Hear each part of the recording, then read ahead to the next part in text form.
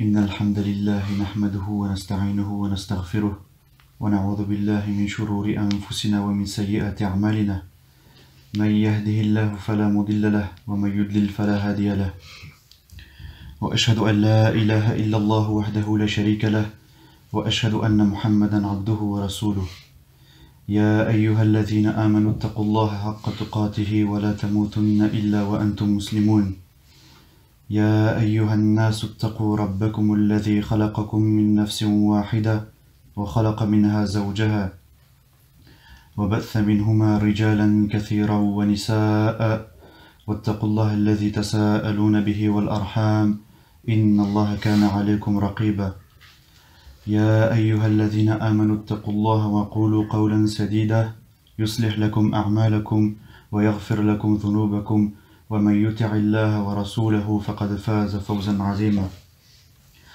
أما بعد فإن أصدق الحديث كتاب الله وخير الهدي هدي محمد صلى الله عليه وسلم وشر الأمور محدثاتها وكل محدثة بدعة وكل بدعة ضلالة. Donc mes frères et sœurs, aujourd'hui, Inch'Allah, on va continuer le chapitre qu'on avait déjà commencé, ça fait quelques semaines. On était en train d'expliquer pourquoi ceux qui ont choisi un autre législateur que Allah, c'est-à-dire pourquoi ceux qui ont voté et qui ont soutenu un autre gouverneur que Allah Azzawajal, pourquoi est-ce que ces gens-là tombaient dans la mécréance. Et on avait commencé à citer les ambiguïtés que certaines personnes apportaient sur ce sujet-là, c'est-à-dire sur le fait que ces gens-là ne sont pas mécréants. Et en fait, ils étaient, comme d'habitude, comme on le disait, en train de chercher à chaque fois des excuses pour justifier la mécréance de ces gens-là. La semaine dernière, le frère il avait expliqué les ambiguïtés, par exemple celle du Négus, du Najashi, comme quoi il n'avait pas jugé d'après ce qu'Allah subhanahu wa ta'ala il avait révélé. Donc il avait répondu à cela.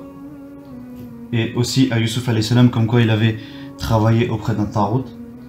Donc ça c'est des ambiguïtés qu'ils avaient apportées, comme quoi le prophète sallallahu alayhi wa sallam n'avait pas fait le tekfir, n'avait pas déclaré mécréant le Négus, alors qu'il n'avait pas jugé avec les lois d'Allah. Et donc le frère il nous avait expliqué cela. Pour ceux qui n'étaient pas présents et qui souhaitent en savoir plus là-dessus, Inch'Allah, qui demandent au frère qui s'occupe de ça pour avoir les audios. Donc aujourd'hui on va continuer sur les ambiguïtés et on va essayer avec l'aide d'Allah de répondre à certaines ambiguïtés que certaines personnes peuvent apporter sur ce sujet-là. On est arrivé à la 5e ambiguïté, qui est que ceux qui font cela, c'est-à-dire ceux qui choisissent un autre législateur qu'Allah Azzawajal, ils sont ignorants.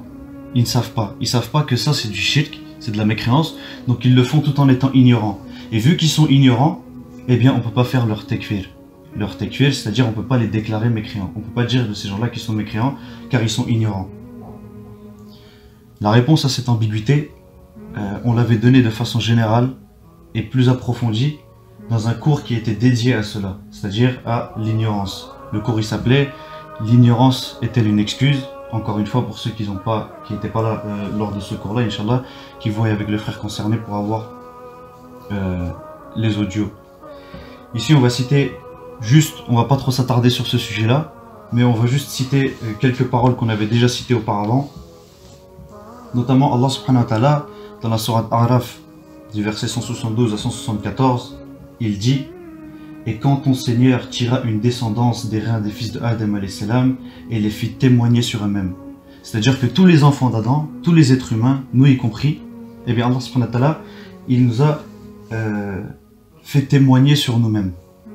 Et Allah subhanahu wa ta'ala, dans la suite du verset, il nous dit qu'il a dit à nous, il nous a fait témoigner sur le fait que Allah subhanahu wa ta'ala est notre Seigneur. Il dit « Ne suis-je pas votre Seigneur ?» Et nous, c'est-à-dire tous les êtres humains, nous répondîmes « Mais si, nous en témoignons. » D'accord? Donc on a tous témoigné qu'Allah subhanahu wa ta'ala était notre Seigneur. Et Allah Azzawajal, il explique dans la suite du verset pourquoi est-ce qu'il a fait cela, pourquoi est-ce qu'Allah il a pris cette promesse. Et il dit « Afin que vous ne disiez point au jour de la résurrection, vraiment, nous n'y avons pas fait attention. » On n'était pas concerné par ta religion, on n'a pas fait attention, on était occupé avec les occupations mondaines. Ou alors, Allah il dit par la suite, ou que vous auriez tout simplement dit, nos ancêtres autrefois donnaient des associés à Allah et nous sommes leurs descendants après eux. Vas-tu nous détruire pour ce qu'ont fait les imposteurs. Et c'est ainsi que nous expliquons intelligemment les signes, peut-être viendront-ils. Donc ici, avec cette promesse, Allah subhanahu wa ta'ala, il annule l'excuse du fait qu'on n'a pas prêté attention à sa religion, et il excuse aussi le fait de suivre aveuglément nos parents, nos grands-parents, les imams du quartier, etc., etc., qu'on ne les suit pas aveuglément. Et ici, ça c'est une preuve comme quoi on ne sera pas excusé pour cela. Il n'y a pas de le jour de la résurrection, on va dire « Ouais, ya Allah, moi je ne savais pas, mais l'imam du quartier, il racontait ça.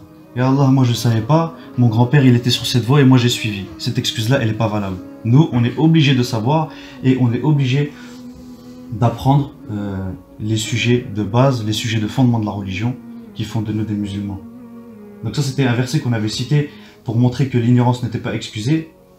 Dans un autre verset, Allah subhanahu wa ta'ala, il dit dans la sourate An'am, dit Allah est témoin entre moi et vous, et ce Coran m'a été révélé pour que je vous avertisse par sa voix, vous et tous ceux qui l'atteindra. Tous ceux qui ont accès au Coran, tous ceux qui ont la possibilité d'avoir le Coran, et bien Allah subhanahu wa ta'ala, il dit qu'ils sont avertis. Donc en aucun cas, ils peuvent être considérés comme des ignorants. Shaykhul Islam Ibn Taymiyyah, dans Majmul Fatawa, il dit une personne qui a la possibilité de savoir la vérité, c'est-à-dire d'accéder à la science, il a accès au Coran, il a accès à la Sunna, et il a accès aux explications des savants du Tawhid, mais il ne fait aucun effort sur cela, il ne cherche pas à comprendre, et bien Ibn Taymiyyah rahimahullah, il dit qu'il ne sera pas excusé pour cela.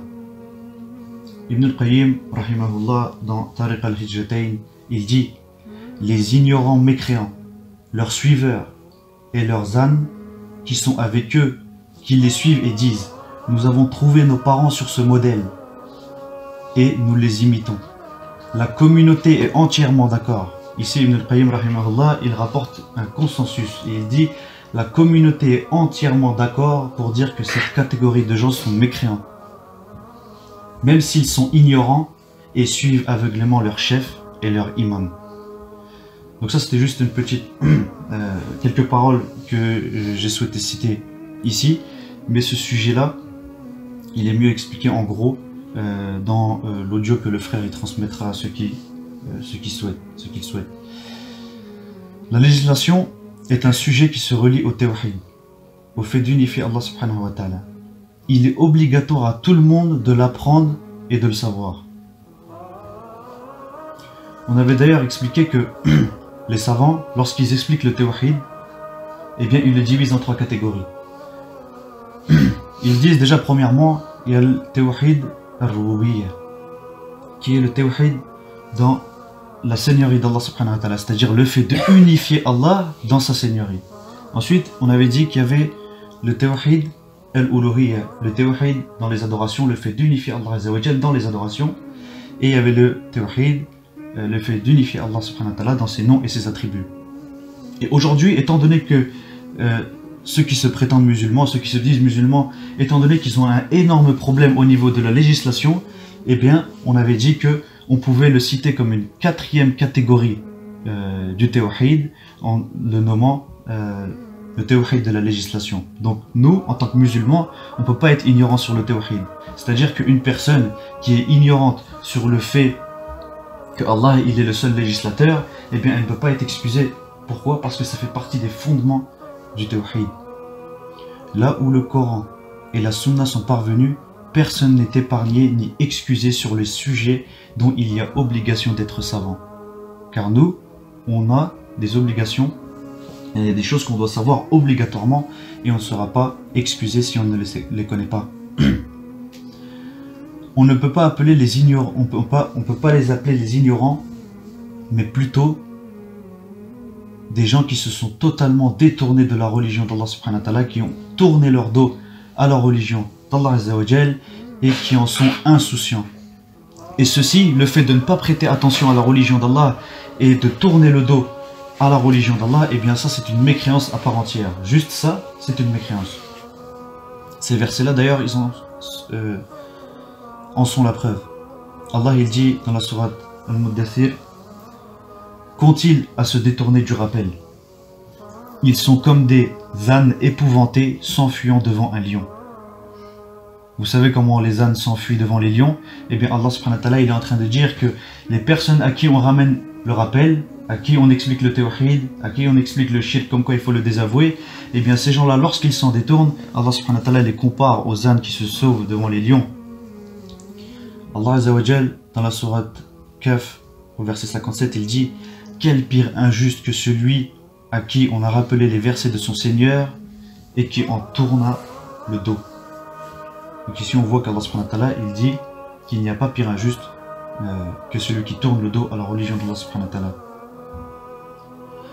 L'ignorant est celui qui n'a aucune connaissance du sujet. D'accord? Une personne qui est ignorante d'un sujet, c'est qu'elle ne connaît rien sur cela. Les personnes concernées, c'est-à-dire ces personnes-là qui sont en train de ramener les ambiguïtés, ces personnes-là qui sont en train de choisir un autre législateur qu'Allah subhanahu wa ta'ala, certains les appellent les ignorants. Mais lorsqu'il s'agit d'une question de religion, eh bien ils laissent la parole à personne, comme si c'était les plus grands savants. Et ils vont citer d'ailleurs des sujets qui font partie de la religion, comme par exemple la maslaha. Ils vont dire c'est le moindre mal. Ensuite ils vont vous citer encore des sujets comme ceux qu'on a cités la semaine dernière, celui du négus. Alors que pour savoir ces sujets-là, il faut plonger le nez dans la sunna. Pour pouvoir sortir une ambiguïté comme quoi Yusuf alayhi salam il a travaillé auprès d'un tarot, il faut plonger le nez dans le Coran. Donc comment est-ce qu'aujourd'hui on peut prétendre encore que ces gens-là sont ignorants, alors que lorsqu'il s'agit de sortir des ambiguïtés pour justifier leur mécréance, eh bien ils sont en aucun cas ignorants. Et ils vont vous parler de tafsir et d'autres sciences religieuses dont ils ont la connaissance. Donc ici, parce qu'on vient d'expliquer, on voit que ces gens-là, déjà d'une, ils ne sont pas ignorants, mais c'est plutôt des gens qui ont tourné le dos à la religion et qui en aucun cas ils seront excusés pour cela. On va passer à une autre ambiguïté, Inch'Allah. Avec l'aide d'Allah, on va essayer d'expliquer celle-ci.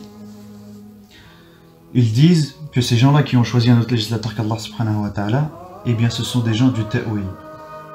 Des gens qui interprètent les versets d'Allah subhanahu wa ta'ala, qui interprètent le sens apparent, mais vu qu'ils se sont basés sur une preuve, eh bien nous ne pouvons pas faire leur takfir. C'est juste qu'ils ont mal compris et qu'ils ont interprété les versets d'Allah en se trompant. Ils les ont mal interprétés. Donc que veut dire ta'wil? Que veut dire interpréter une preuve? Eh bien c'est changer le sens apparent d'une preuve en se basant sur une autre preuve. On est obligé d'avoir une autre preuve pour pouvoir interpréter une autre. On va donner un petit exemple qu'on avait déjà donné d'ailleurs, parce que c'est un sujet qu'on avait aussi expliqué dans le chapitre des noms et des attributs d'Allah.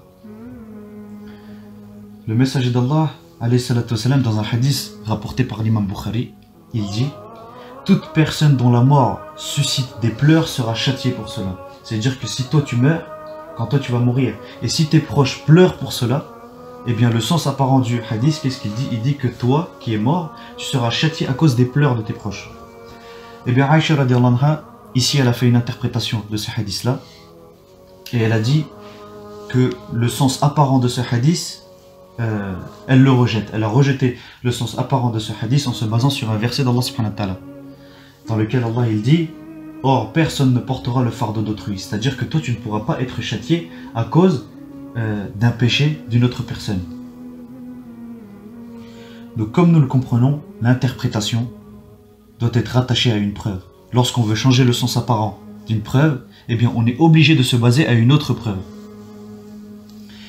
Si elle est attachée à une preuve, alors elle est peut-être authentique. Car ça ne veut pas dire qu'elle est forcément authentique. Si elle est attachée à une preuve, elle est peut-être authentique.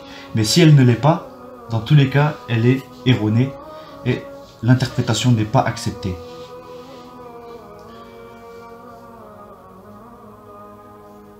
Comme dans les sujets précédents, nous avons vu que les partisans démocrates ne se basent sur aucune preuve authentique. Dire que les gens qui interprètent les versets d'Allah subhanahu wa ta'ala sont excusés et en faire une généralité, eh bien ce serait une erreur. Car chaque personne qui se trouve sur l'égarement se base sur une preuve. Dans les sujets de fondement de la religion, on ne peut pas faire d'interprétation. Par exemple, ceux qui refusaient de payer la zakat. Parce que comme vous le savez, lorsque le prophète alayhi salatu wassalam est mort, certaines personnes ont refusé de payer la zakat. Pourquoi est-ce qu'ils ont refusé de payer la zakat? eh bien ils se sont basés sur une preuve, ils ont fait une interprétation, mais qui n'était pas valable, qui n'était pas acceptée par Allah subhanahu wa ta'ala. Ils ont interprété le verset 103 de la sourate At-Tawbah. C'est le verset dans lequel Allah subhanahu wa ta'ala il ordonne au messager d'Allah de prendre la zakat des musulmans.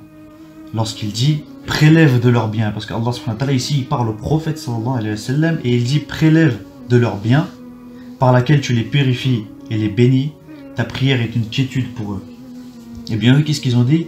Ils ont dit regarde à Abu Bakr qui était le calife de cette époque là, ils ont dit regarde ici Allah subhanahu wa ta'ala il demande au messager d'Allah sallallahu alayhi wa sallam de récolter la zakat, étant donné que toi tu n'es pas le prophète sallallahu alayhi wa sallam, ne te la donnons pas. Donc qu'est-ce qu'ils ont fait? Ils ont interprété un verset, ils se sont basés sur une preuve. Et est-ce que Abu Bakr il a accepté cela? Abu Bakr et les autres compagnons qui sont restés fermes sur leur religion, non, ils n'ont pas accepté cette interprétation, ils les ont déclarés apostats et ils les ont combattus.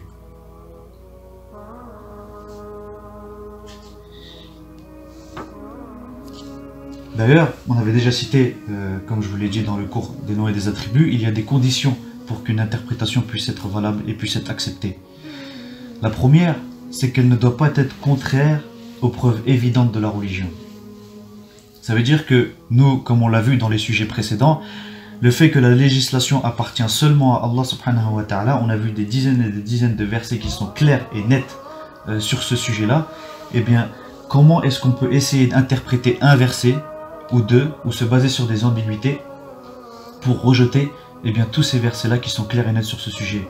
Deuxièmement, la personne qui interprète, qui fait l'interprétation, doit être une personne qui est savante. D'accord? La troisième, c'est que l'interprétation ne doit pas être contraire à la langue arabe. Bon, ça c'est ceux qui connaissent l'arabe. Il faut que ça soit quelque chose qui peut être fait dans cette langue-là, c'est-à-dire l'interprétation. Quatrièmement, c'est que le résultat ne doit pas être en contradiction avec aucune autre preuve.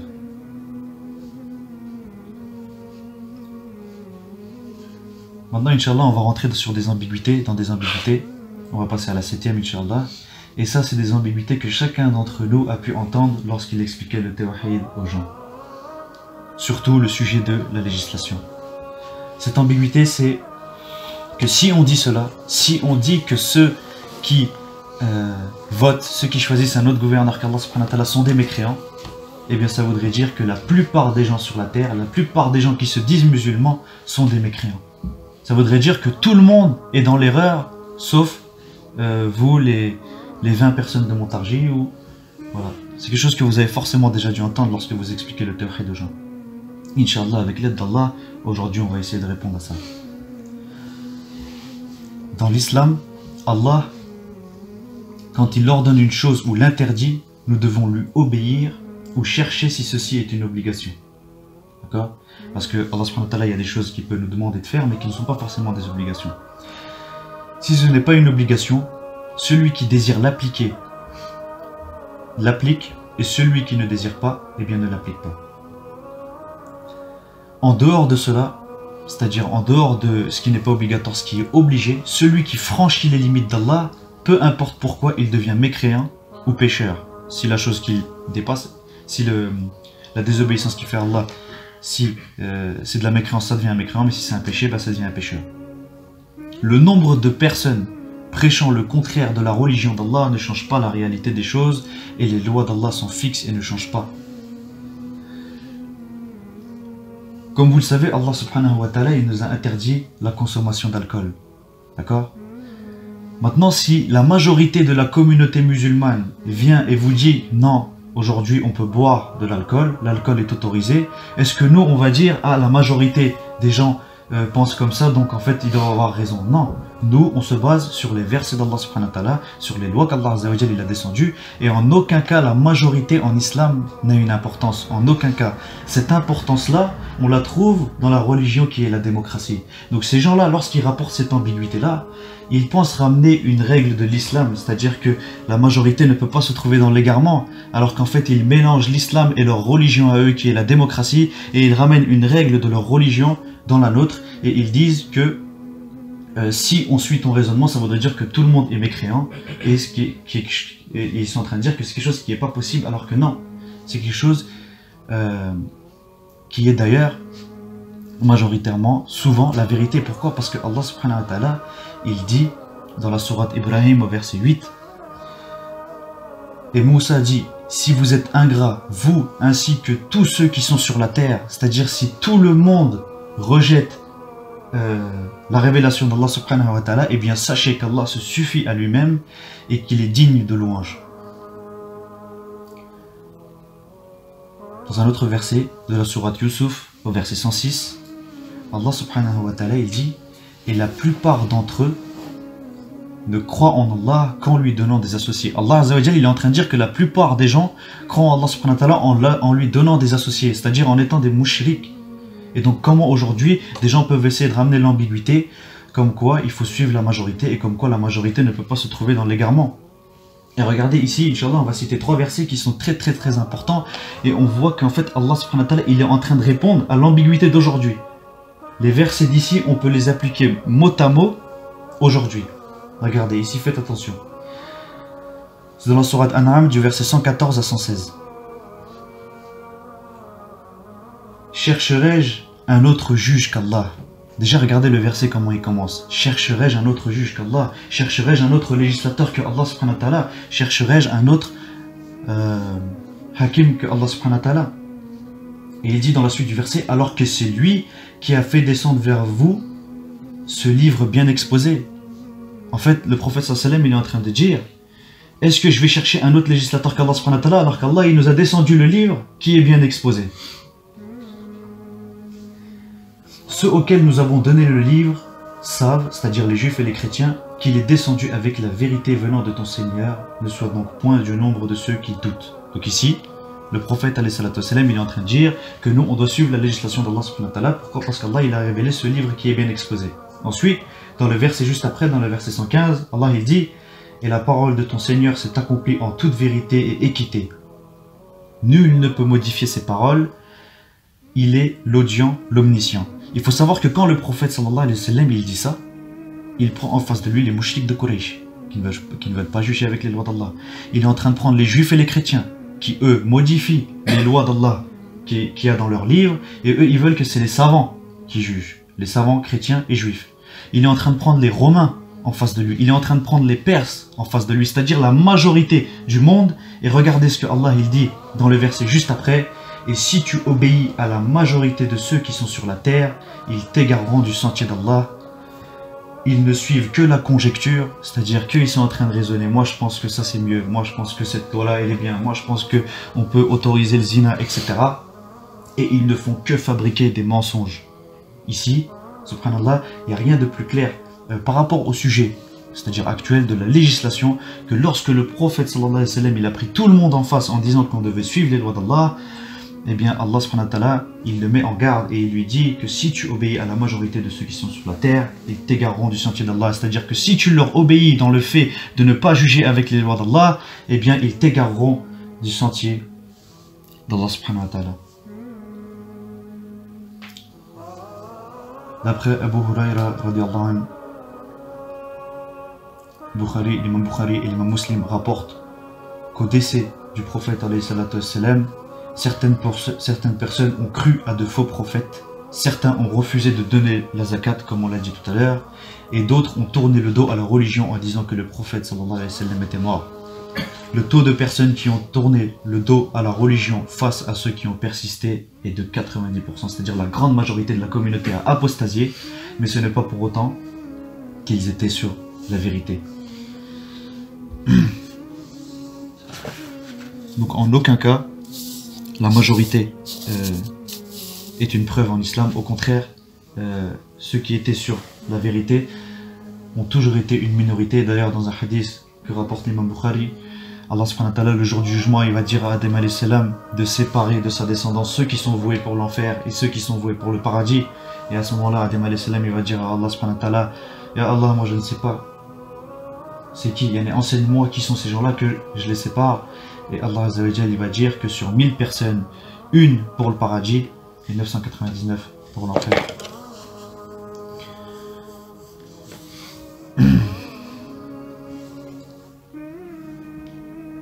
Maintenant on va passer à la dernière ambiguïté qu'on va expliquer aujourd'hui, qui est une autre ambiguïté que beaucoup d'entre nous ont déjà dû entendre, et Inch'Allah, encore une fois, avec l'aide d'Allah, on va essayer de l'expliquer. L'ambiguïté, c'est, même s'ils sont mécréants, même si ces gens-là ils sont mécréants, toi tu es en train de dire que d'accord, ils sont mécréants, ce qu'ils font c'est du shirk, tu es en train de citer des versets, etc. Mais que gagne-t-on à leur faire le tekfir? Laisse-les. Que gagne-t-on à leur dire que ces gens-là c'est des mécréants? Laisse-les dans leur coin, toi fais ta vie, eux qui fassent la leur, mais pourquoi tu leur dis que c'est des mécréants? Qu'est-ce que tu gagnes à faire cela?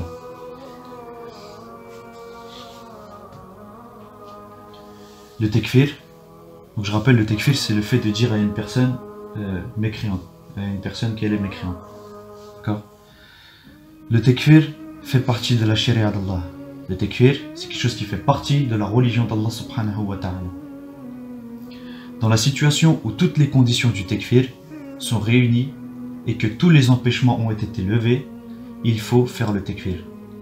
Quand nous faisons le tekfir, nous ne le faisons pas pour gagner quelque chose. Le but est d'être soumis aux ordres d'Allah subhanahu wa ta'ala. C'est-à-dire que lorsqu'Allah il dit mécréant à une personne, nous, ce qui nous incombe à nous, c'est de dire mécréant à cette personne.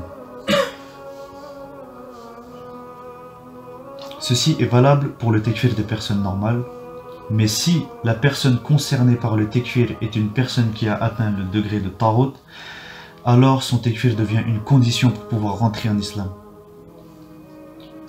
En règle générale, quand nous observons le Coran, Allah a séparé les humains en croyants et mécréants, et a très bien détaillé les caractéristiques de chacun.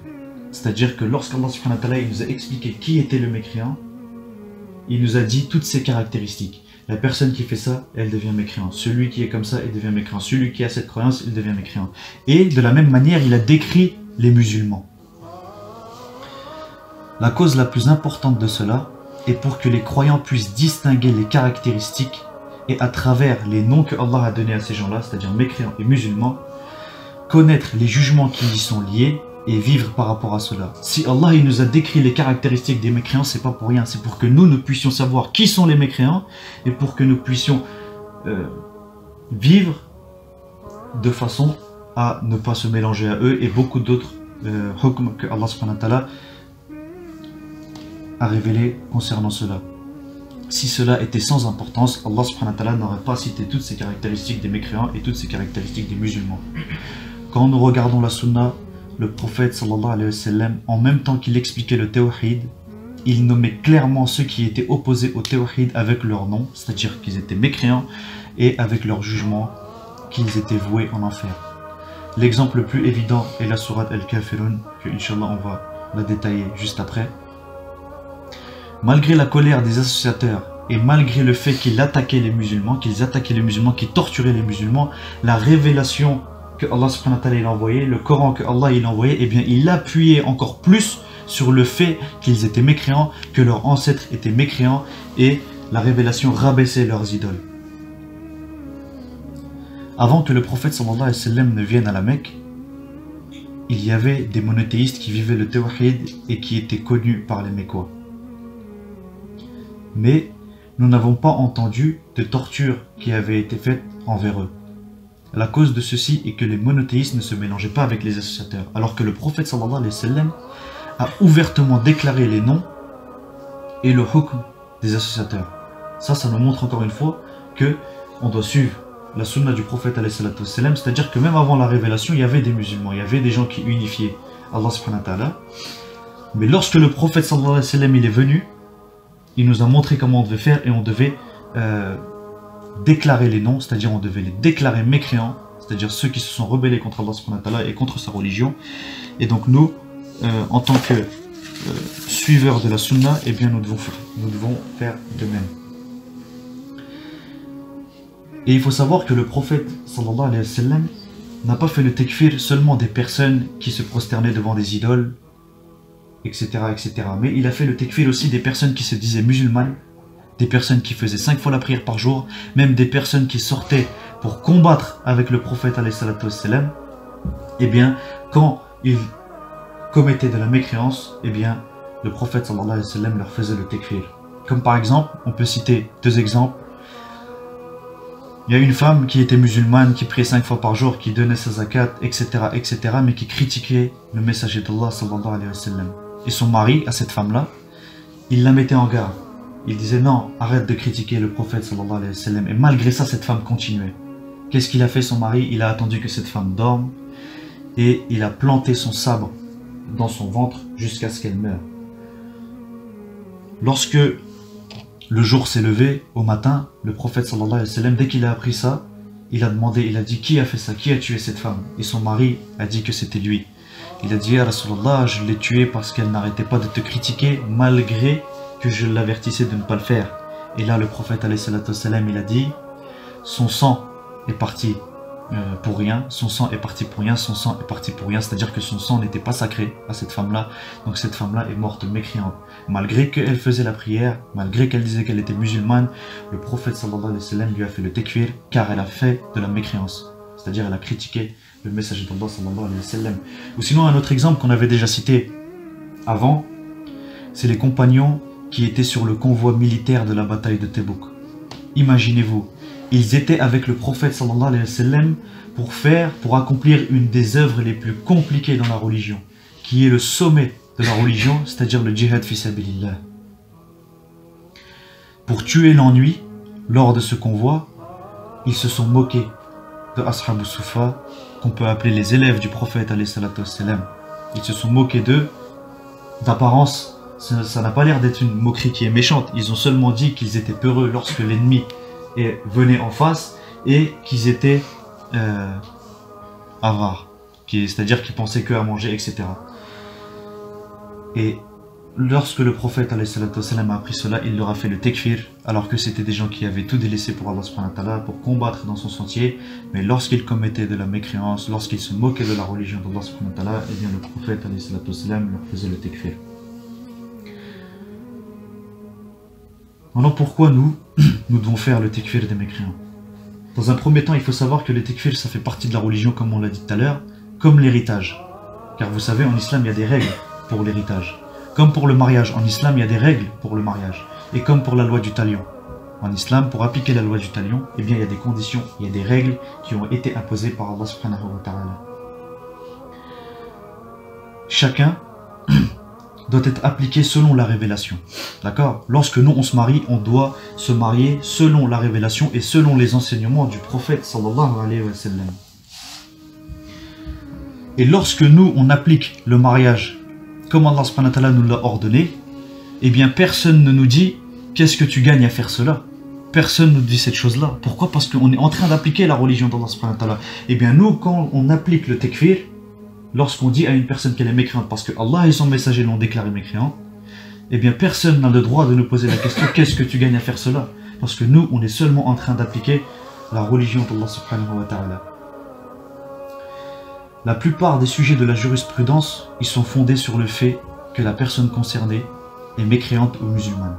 Par exemple, nous, musulmans, on n'a pas le droit de faire la prière en groupe derrière un imam qui est mécréant.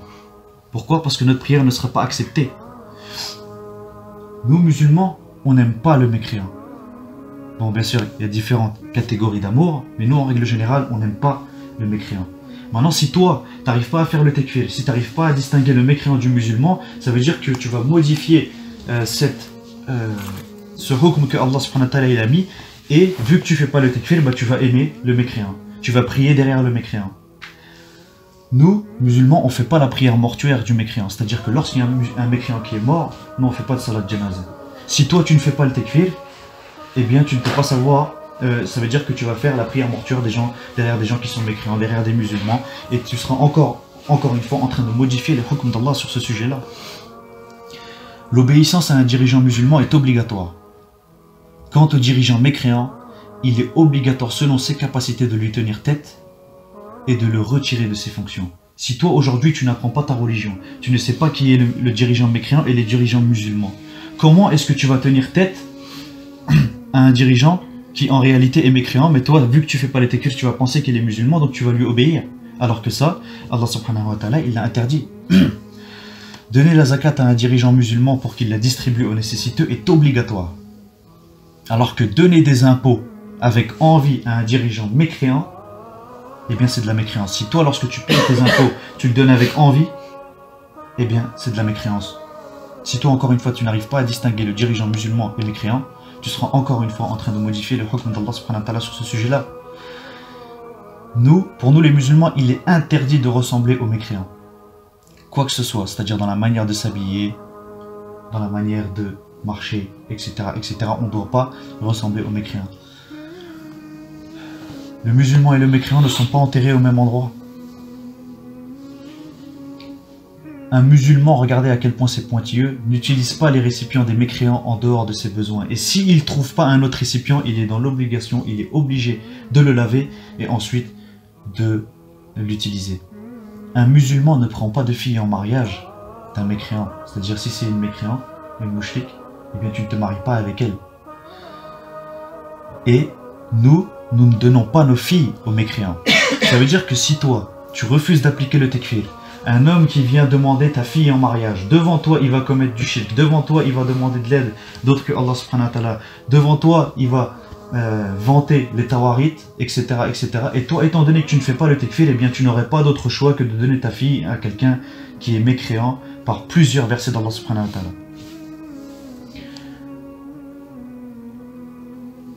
Lorsque nous disons mécréant à une personne, nous ne gagnons rien, mis à part la récompense d'Allah subhanahu wa ta'ala, car en disant cela, nous suivons sa religion, nous mettons en place sa religion et nous respectons tous les hukms que je viens de citer. Maintenant, si nous, on dit musulman à une personne que Allah a clairement, bien sûr ici on parle de ceux qui sont déclarés mécréants par Allah et son messager clairement, et entre les savants d'Ahl Sunnah il n'y a pas de divergence sur ce sujet-là. Donc ceux qui sont déclarés par Allah et son messager clairement, si nous disons musulmans à ces personnes-là, qu'est-ce qui se passe? Regardez Saïd Hawa rahimahullah, il dit dans l'islam, celui qui ne fait pas le tekfir du mécréant, ou alors qui doute de sa mécréance, est lui aussi mécréant. Qadi Iyad a dit, celui qui ne fait pas le tekfir, qui s'abstient, ou qui doute de la mécréance du chrétien, du juif, ou alors de celui qui a délaissé la religion des musulmans, devient mécréant lui aussi. Pourquoi est-ce qu'il devient mécréant? Eh bien tout simplement parce qu'il contredit Allah et son messager. Lorsque Allah subhanahu wa ta'ala il est en train de dire que celui qui ne dirige pas avec les lois d'Allah subhanahu wa ta'ala, eh bien c'est un mécréant, celui qui ne juge pas d'après ce qu'Allah a révélé est un mécréant. Si la personne dit non, ce n'est pas un mécréant, il est en train de prétendre que Allah il a menti, que Allah il s'est trompé et que c'est lui qui a raison. Donc c'est la raison pour laquelle cette personne-là devient mécréante. De plus, comme on l'a cité tout à l'heure, on change des dizaines et des dizaines de hukm d'Allah subhanahu wa ta'ala sur différents sujets. Walid ibn Rashid al-Suwaydan a dit dans Al-Ijma' al-Aqdi, les savants sont unanimes sur le fait que celui qui ne fait pas le tekfir sur le mécréant ou celui qui doute de la mécréance ou qui valide leur voix est un mécréant. Donc ici il rapporte l'unanimité de la communauté. Et comme vous le savez, il y a un hadith du prophète qui dit que sa communauté ne sera jamais unanime sur l'égarement. Maintenant, comme vous le savez, mes frères, pour pouvoir rentrer en islam, nous, une des choses qu'on doit faire, une des conditions, c'est qu'on doit se désavouer du shirk. Allah subhanahu wa ta'ala, dans la sourate Tawbah au verset 11, il nous explique que doivent faire les mouchriquines pour qu'ils deviennent nos frères. Et il dit, s'ils se repentent du shirk, accomplissent la salat et acquittent la zakat, ils deviendront vos frères en religion. Donc déjà, ici on voit la condition d'Allah subhanahu wa ta'ala, c'est qu'il doit se rependre du shirk. Tant qu'une personne ne s'est pas repentie du shirk, elle n'aura pas désavoué le shirk. Donc elle ne pourra pas être musulmane. Maintenant, comment est-ce que nous, on doit se désavouer du shirk et faire tawbah du shirk? Exemple, lorsque nous, on voit par exemple un buveur d'alcool. D'accord, il y a quelqu'un qui boit de l'alcool et qu'il a encore sa bouteille dans la main, il est en train de boire. Si vous allez pour faire le rappel à cette personne-là et vous lui expliquez qu'Allah subhanahu wa ta'ala il a interdit la consommation d'alcool et que lui il est en train de vous dire oui c'est vrai, t'as raison, je suis en train de me rependre moi aussi, astaghfirullah, et il est en train de boire. Ou sinon une personne que vous croisez, il est avec une femme qui lui est pas licite, il fait zina avec cette femme-là, Vous allez vers lui et vous lui expliquez que Allah Azza wa Jal, il a interdit le zina, etc. Et il dit ouais, c'est vrai, t'as raison, c'est vrai, je me repens auprès d'Allah subhanahu wa ta'ala, et il continue à faire zina avec cette femme sur le coup. Est-ce que le tawbah de ces personnes-là sera accepté? Non. Pourquoi? Parce qu'Allah subhanahu wa ta'ala, une des conditions pour que le tawbah soit accepté, c'est que le péché soit délaissé, le péché ou la mécréance. Eh bien, c'est exactement pareil pour le shirk. Tu ne peux pas désavouer le shirk seulement en disant je le désavoue. Et l'islam, le prophète alayhi salatu wassalam et Allah Azza wa Jal nous ont enseigné comment nous devions nous désavouer du shirk, comment on doit faire pour se désavouer du shirk. Un jour, un compagnon, il vient voir le prophète alayhi salatu wassalam et lui demande une bonne action qu'il pourra faire souvent, qu'il pourra faire en continuité. Et là, le prophète alayhi salatu wassalam lui dit: lis la sourate Kafirun tous les soirs avant de dormir, car cette sourate-là, c'est se désavouer du shirk. Maintenant, la sourate Kafirun, vous la connaissez à peu près tous. Inch'Allah, on va lire la traduction approchée. Allah Azza wa Jalla, il dit: dis, ô vous les mécréants, je n'adore pas ce que vous adorez, et vous n'êtes pas adorateurs de ce que j'adore. Je ne suis pas adorateur de ce que vous adorez, et vous n'êtes pas adorateur de ce que j'adore. À vous votre religion et à moi la mienne. Est-ce qu'ici, le prophète alayhi salatu wassalam, il nous a dit que c'était le fait de se désavouer du shirk? Est-ce qu'ici on voit dans les versets que Allah il dit je me désavoue du shirk, je désavoue le shirk, etc. Non. Qu'est-ce qu'on doit comprendre? Eh bien, lorsque le prophète alayhi salatu wassalam nous dit que cette sourate là c'est se désavouer du shirk, on doit mettre en pratique ce que Allah il nous enseigne dans cette sourate là, ce qu'il nous dit. Lorsque on dit dans cette sourate là, lorsque Allah il dit dans cette sourate là, est-ce que nous on doit dire? Lorsqu'il dit « Dis, ô vous les mécréants », eh bien ici, qu'est-ce qu'Allah il nous demande? Il nous demande de croire que ces gens-là sont sur la mécréance. C'est-à-dire ceux qui font le shirk, on est dans l'obligation de croire que ces gens-là sont dans la mécréance. Pourquoi? Pour pouvoir désavouer le shirk. Ensuite, Allah il dit « Je n'adore pas ce que vous adorez ». Ici, dans ce verset-là, en fait, tu es en train d'affirmer que tu désavoues la raison pour laquelle ils sont sortis de l'islam. Ce qu'ils ont adoré en dehors d'Allah subhanahu wa ta'ala, eh bien tu es en train de désavouer cela. Ensuite, Allah il dit: et vous n'êtes pas adorateur de ce que j'adore, je ne suis pas adorateur de ce que vous adorez, et vous n'êtes pas adorateur de ce que j'adore. Ici, quand on dit cela, on doit se désavouer de leur adoration et de la façon dont ils commettent le shirk envers Allah subhanahu wa ta'ala. Et à la fin, à vous votre religion et à moi la mienne, ici on doit avoir la foi avec certitude qu'ils sont sur une autre religion que celle de l'islam. À vous votre religion et à moi la mienne. Et c'est ainsi, c'est en faisant cela, en mettant en pratique cela, que le prophète sallallahu alayhi wa sallam nous dit que nous aurions désavoué le shirk. Donc qu'est-ce qu'on voit ici? On voit qu'on doit déclarer mécréants ceux qui font le shirk, et on doit croire qu'ils sont sur une autre religion que la nôtre. Donc maintenant, une personne qui dit qu'elle ne peut pas faire tekfir et qu'elle ne se mêle pas de ces sujets-là, comment est-ce qu'elle peut désavouer le shirk alors que le prophète alayhi salatu wassalam nous a montré comment le faire?